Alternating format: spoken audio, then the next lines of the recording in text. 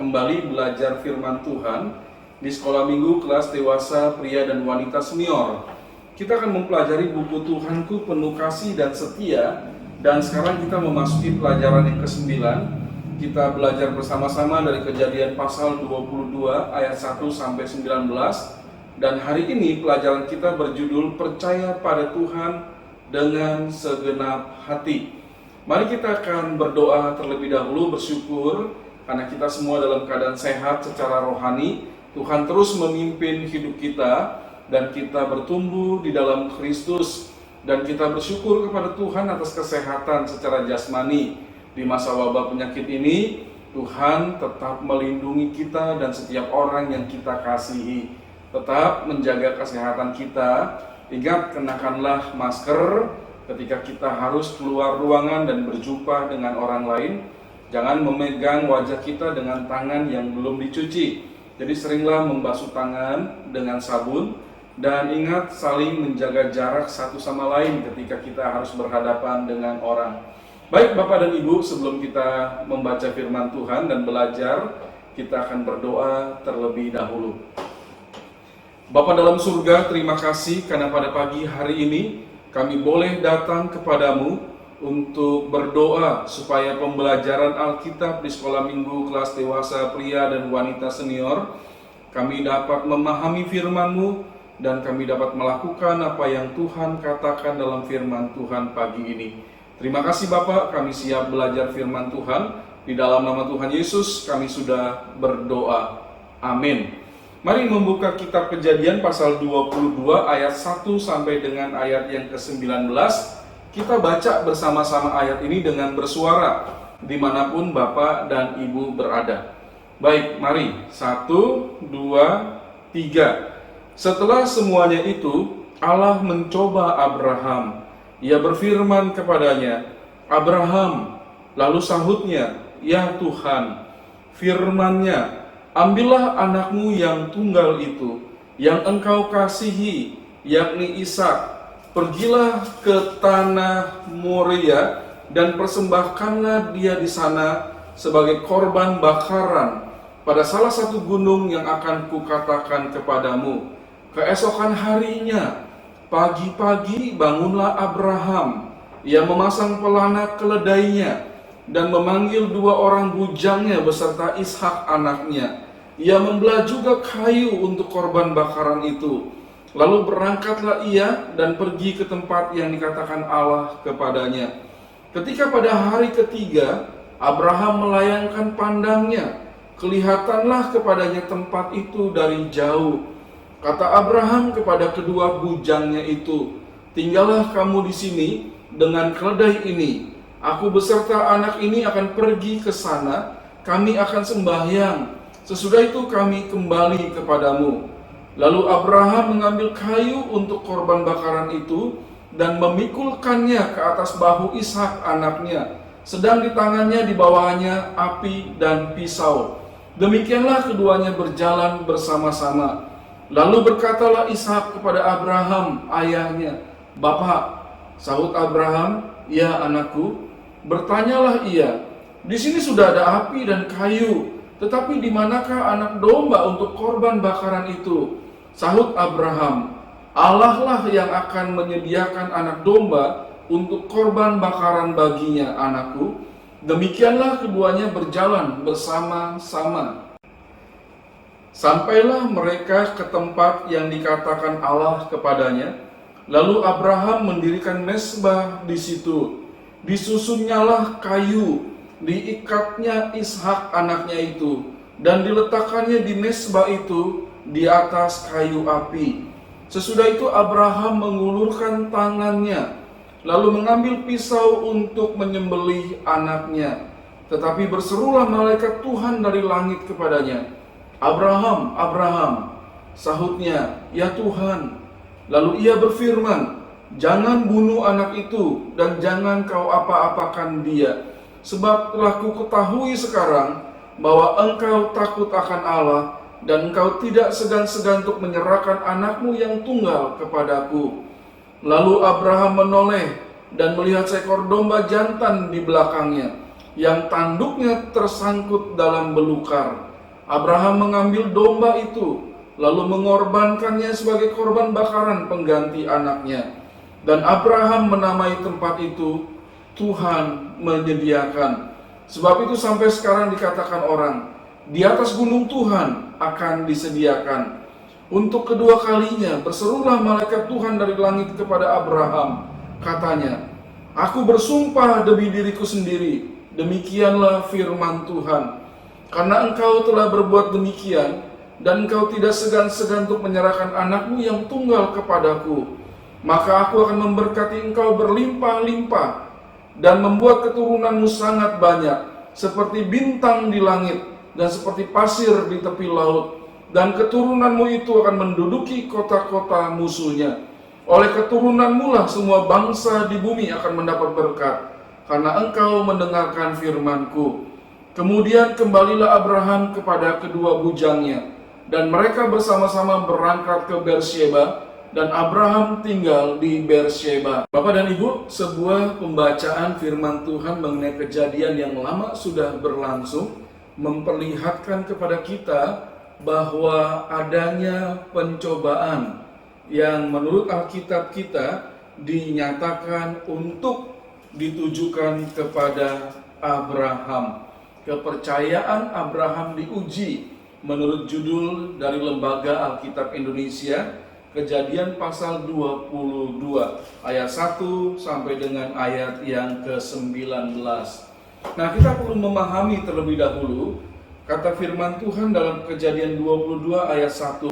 Setelah semuanya itu Allah mencoba Abraham. Kata-kata ini ya, mencoba Abraham. Ia berfirman kepadanya, Abraham. Lalu sahutnya, ya Tuhan.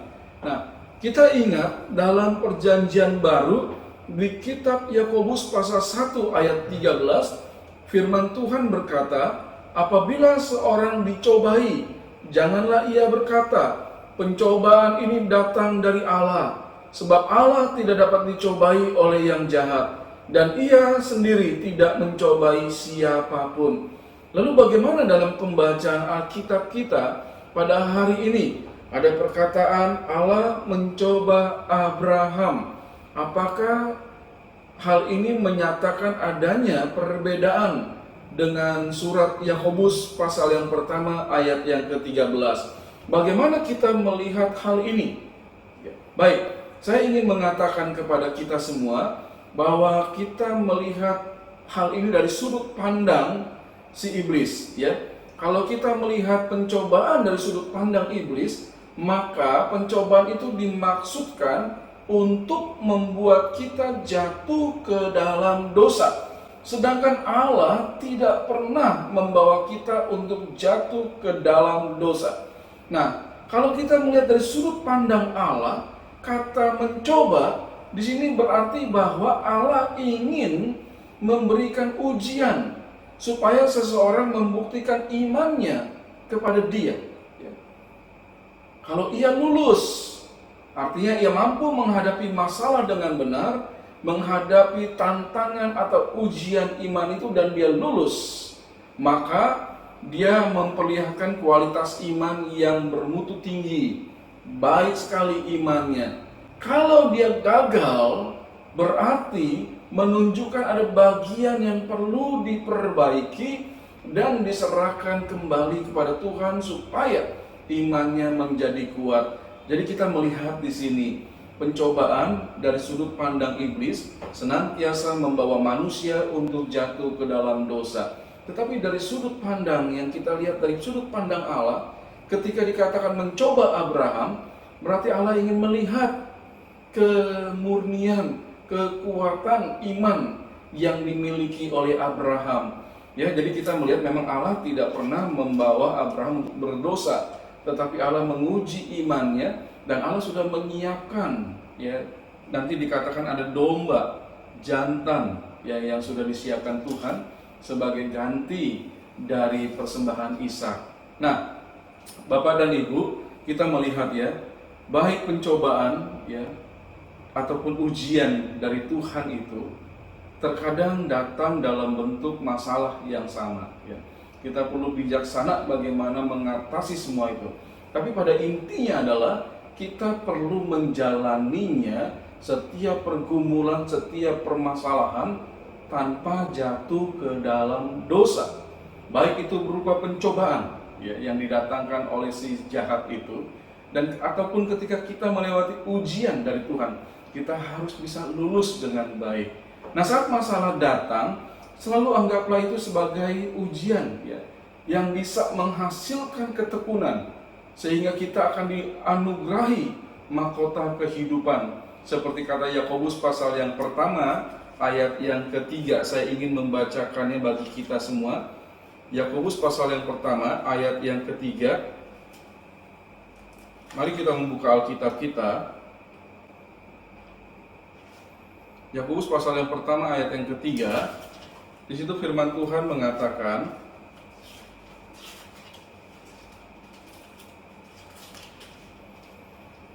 sebab kamu tahu bahwa ujian terhadap imanmu itu menghasilkan ketekunan. Dan lihat ayat yang ke-12.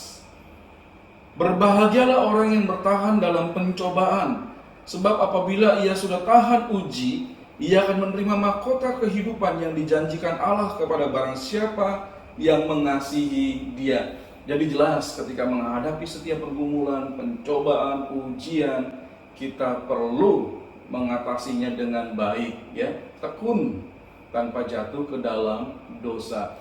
Nah, dalam kisah ini Abraham mendapatkan ujian untuk membuktikan imannya, kepercayaannya kepada Allah. Nah, kisah ini membawa kita untuk belajar bahwa orang yang percaya kepada Tuhan dengan segenap hati akan melakukan perkara-perkara yang akan kita pelajari hari ini. Nah, kebenaran yang kedua akan kita pelajari dari kisah ini adalah rela melakukan perintah Tuhan meski sulit. Ujian dari Tuhan itu tidaklah selalu mudah. Seperti kita sedang menghadapi ujian saat sekolah dulu ya, mungkin berapa puluh tahun lalu, kita tahu bahwa ada ujian dan kita perlu mempersiapkan diri menghadapi ujian itu.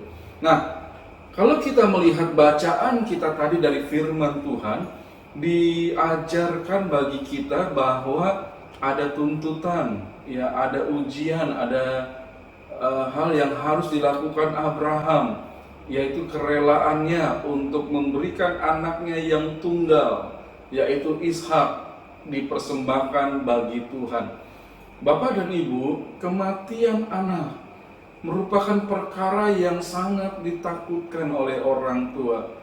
Saya meyakini bahwa tidak ada satupun orang tua yang menginginkan anaknya mengalami kematian. Pasti suatu peristiwa yang sangat menyedihkan.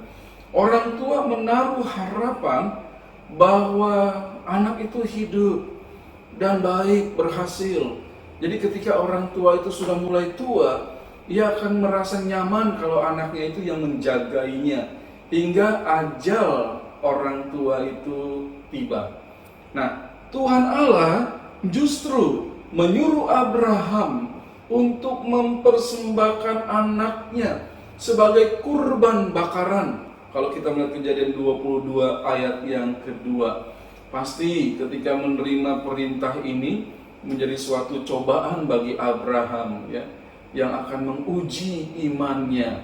Apakah Abraham akan mempersembahkan anaknya itu sesuai dengan perintah Tuhan?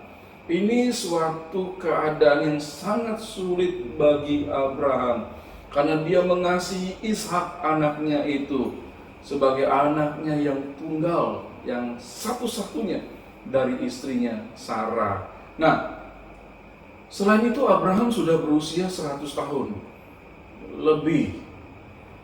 Dia harus menempuh perjalanan yang jauh ke tempat di mana Tuhan sudah menentukan, di tanah Moria, di salah satu gunung di tempat itu.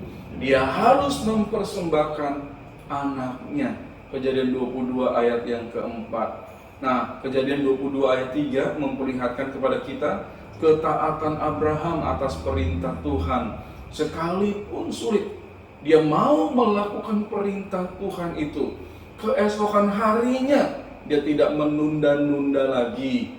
Pagi-pagi bangunlah Abraham, dia memasang pelana keledainya dan memanggil 2 orang bujangnya beserta Ishak anaknya. Ia juga yang mempersiapkan kayu untuk kayu bakar bagi kurban itu ya.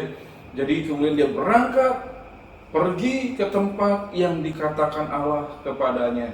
Abraham mempersiapkan segala sesuatunya untuk memenuhi perintah yang sulit itu tanpa mengajukan protes atau tanpa bertanya apapun ya. Jadi tidak ada keraguan dalam diri Abraham untuk melakukan perintah Tuhan yang sulit tersebut.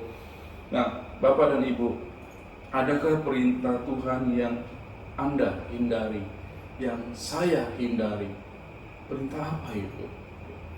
Seharusnya tidak ada satupun perintah dari Tuhan yang tidak kita taati, yang tidak kita lakukan. Kita harus melakukannya, sekalipun hal itu sulit.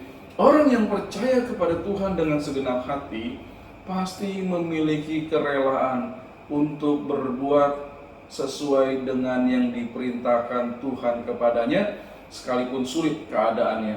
Nah, kerelaan kita untuk melakukan perintah Tuhan menandakan bahwa kita percaya pimpinan Tuhan dalam hidup kita. Pelajaran kita memasuki kebenaran yang ketiga. Saya melihat ada rela mengandalkan Tuhan atas setiap kebutuhan. Kita punya kebutuhan masing-masing. Bapak dan Ibu, saya, kebutuhan kita ada. Ada kebutuhan untuk hidup sehari-hari, ada kebutuhan untuk hidup di masa depan, ya masa tua, ada kebutuhan hidup untuk anak-anak kita yang belum menikah dan masih membutuhkan biaya dari kita. Semua punya kebutuhan. Nah, relakah kita mengandalkan Tuhan atas setiap kebutuhan hidup kita? Percaya kepada Tuhan dengan segenap hati akan hal itu. Nah, Kejadian pasal 22 ayat 5 menyatakan perkataan Abraham, kami akan sembahyang. Hal ini menunjukkan tindakannya memenuhi perintah Tuhan merupakan sebuah wujud atau bentuk dari ibadah atau penyembahannya kepada Tuhan. Jadi orang yang mau melakukan perintah Tuhan itu adalah ibadah bagi dia. Kami mau sembahyang, kami mau menyembah kepada Tuhan. Jadi itulah ketaatan itu, bentuk kita adalah orang yang menyembah Tuhan. Frase kami akan kembali kepadamu ini menjadi juga bukti dari iman yang dimiliki Abraham, bahwa ia dan anaknya akan kembali kepada kedua orang bujangnya yang menunggu mereka untuk pulang kembali ke rumah. Nanti dikatakan di Berseba.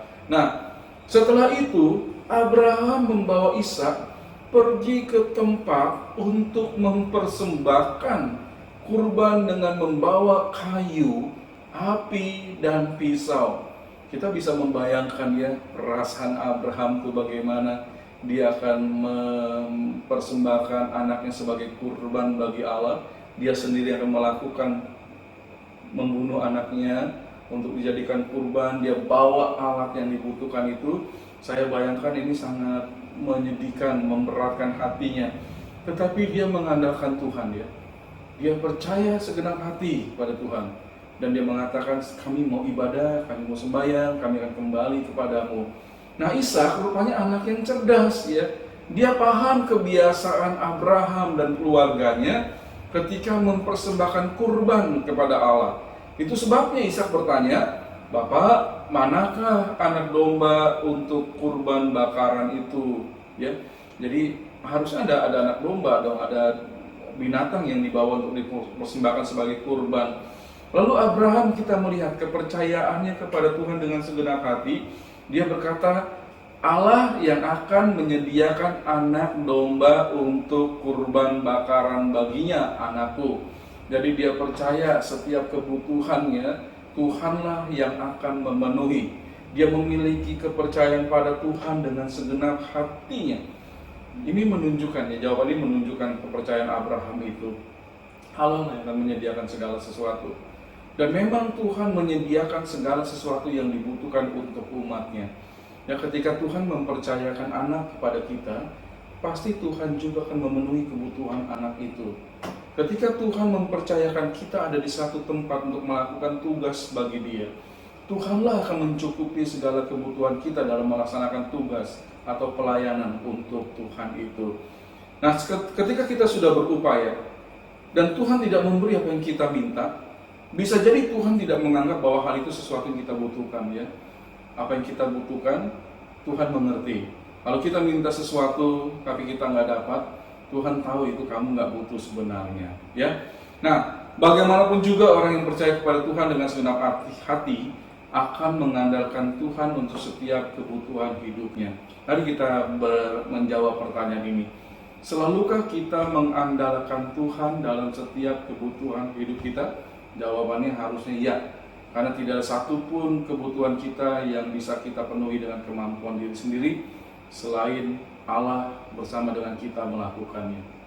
Pelajaran Alkitab yang sangat menarik bagi kita untuk kita lakukan dalam hidup kita sebagai bukti kita percaya kepada Tuhan dengan segenap hati. Kebenaran yang keempat adalah orang yang percaya kepada Tuhan dengan segenap hati rela menyerahkan segala sesuatu kepada Tuhan. Kejadian 22 ayat 9 sampai 14. Jadi Abraham ketika dia mentaati perintah Tuhan, dia sungguh-sungguh melakukannya. Dan dia sungguh-sungguh mau mempersembahkan Ishak anaknya sebagai kurban bakaran sesuai dengan perintah Tuhan. Nah, penulis Ibrani atas hikmat dari Roh Kudus mengatakan bahwa mengapa Abraham mau melakukan hal itu? Karena Abraham berpikir bahwa Allah berkuasa untuk membangkitkan orang-orang sekalipun dari antara orang mati. Jadi Tuhan berkuasa untuk mengambil, Tuhan berkuasa untuk memberi, ya. Abraham meyakini itu. Jadi dia percaya, ya, Tuhan tidak pernah akan mengingkari janjinya untuk Ishak. Dan dia rela mempersembahkan, dia memahami Tuhan punya kuasa untuk segala sesuatu. Nah, ketika Abraham mau melakukan anaknya dijadikan kurban, malaikat Tuhan mencegahnya dan menyatakan bahwa Abraham lulus ujian, ya, bahwa dia taat dan dia mengikuti segala kehendak Tuhan sebagai ujian bagi dirinya itu. Dan kepercayaan Abraham dengan segenap hati membawa dia tidak segan-segan untuk menyerahkan anaknya yang tunggal bagi Allah. Benarlah Abraham, ya, dia mengatakan Allah menyediakan, dan Allah memang menyediakan domba jantan sebagai pengganti anaknya. Abraham menamai tempat itu Yehovah Jireh, yang artinya Tuhan menyediakan. Kejadian 22 ayat 14.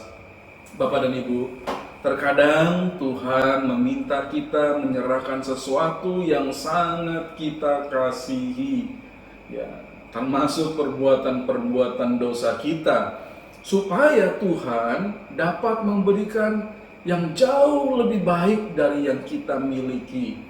Ya, dosa-dosa kita tuh kadang-kadang kita sayang yang kita lakukan, terus serahkan aja kepada Tuhan. Apapun yang terbaik bagi kita, serahkan kepada Tuhan, ya, rela. Tuhan pasti memberikan hal yang jauh lebih baik. Dalam kisah ini, Abraham diminta menyerahkan yang ia sangat kasihi untuk membuktikan bahwa ia percaya kepada Allah dengan segenap hati. Ia mengasihi Tuhan Allah lebih daripada kasihnya kepada yang lain, dan Abraham mampu melakukan hal itu. Biarlah kita juga bisa seperti itu.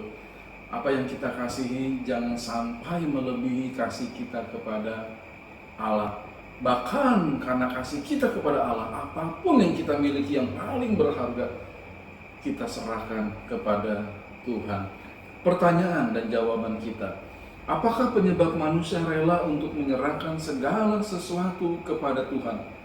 Karena kita percaya kepada Tuhan dengan segenap hati, ya, Dia bisa melakukan hal yang terbaik bagi kita. Jadi apapun yang kita miliki yang terbaik, kita rela serahkan kepada Tuhan. 2. Hal apakah yang paling berarti dari diri kita yang diserahkan kepada Tuhan?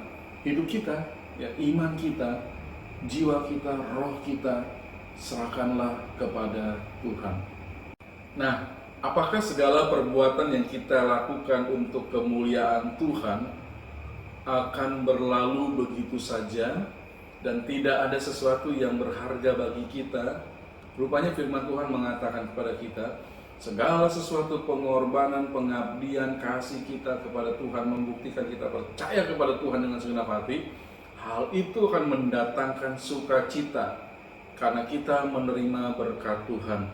Lihatlah peristiwa yang dialami oleh Abraham. Dalam Kejadian 22 ayat 15-19 dikatakan, Tuhan melakukan kepada orang yang percaya kepadanya dengan segenap hati. Malaikat Tuhan berseru untuk kedua kalinya dalam rangka menyatakan berkat Tuhan bagi Abraham. Bahkan disertai dengan sumpah, ya.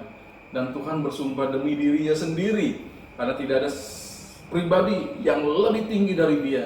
Jadi Tuhan bersumpah demi dirinya sendiri bahwa Abraham akan mendapatkan berkat-berkat Tuhan. Dan janji Tuhan itu merupakan jaminan bahwa janji-janjinya akan dilaksanakannya atas Abraham. Allah akan memberkati Abraham berlimpah-limpah. Dan oleh keturunan Abraham, semua bangsa di bumi akan diberkati. Orang yang percaya kepada Tuhan dengan segenap hati akan menikmati berkat-berkat dari Tuhan. Jadi Bapak dan Ibu serta saya, mari kita percaya kepada Tuhan dengan segenap hati. Lakukan apa yang Tuhan ingin kita lakukan. Taatlah kepada segala perintahnya, mengasihi Dia di atas segala sesuatunya, dan kita akan menerima berkat dari Tuhan. Pertanyaan untuk kita jawab bersama, apakah sukacita terbesar yang kita miliki dalam Tuhan? Apa sukacita yang terbesar? Yesus Kristus, ya. Kita menerima anugerah Tuhan di dalam Yesus Kristus ketika kita percaya bahwa Yesus adalah Tuhan dan Juru Selamat kita. Dan itu adalah sukacita terbesar bagi kita, karena kita sudah memiliki hidup yang kekal. Yang kedua, apakah tindakan kita sebagai pernyataan syukur atas berkat Tuhan? Hiduplah percaya kepada Tuhan dengan segenap hati. Terpujilah Tuhan atas firman-Nya yang mengajak kita untuk percaya kepada Tuhan dengan segenap hati. Ada pencobaan, ada ujian, kita jalani di dalam Tuhan. Rela melakukan perintah Tuhan meskipun sulit. Rela mengandalkan Tuhan atas setiap kebutuhan dalam hidup kita. Rela menyerahkan segala sesuatu kepada Tuhan. Dan kita akan menerima sukacita karena berkat Tuhan datang atas kita. Nah, Bapak dan Ibu, teruslah membaca firman Tuhan dengan setia setiap hari, dan hiduplah di dalam Tuhan senantiasa. Dan kiranya kita kembali belajar di minggu yang akan datang. Mari kita akan mengakhiri kelas sekolah minggu kita dengan berdoa bersama. Bapa dalam surga, kami datang kepadamu untuk menjadi orang-orang yang mau berlaku seperti Abraham, percaya kepada Tuhan dengan segenap hati. Kami rela mengikuti segala perintah Tuhan sekalipun sulit. Kami rela untuk bersandar penuh atas setiap kebutuhan kami di dalam Kristus. Dan kami rela memberikan yang terbaik untuk Tuhan. Dan kami tahu bahwa kami akan menerima berkat dari-Mu. Dan iman kami, percaya kami kepada Tuhan dengan segenap hati tidak pernah akan luntur, tidak pernah akan hilang. Terima kasih Bapak untuk firman Tuhan. Hamba berdoa supaya Tuhan memberkati setiap Bapak dan Ibu yang belajar firman Tuhan ini. Mereka terus bertumbuh di dalam Kristus, mereka mengasihi-Mu dan hidup sesuai dengan apa yang dikatakan firman Tuhan. Terima kasih Bapak untuk pelajaran kami pagi ini. Kami mengakhirinya di dalam nama Tuhan Yesus, Tuhan dan Juru Selamat kami yang hidup. Amin. Tuhan memberkati kita semua.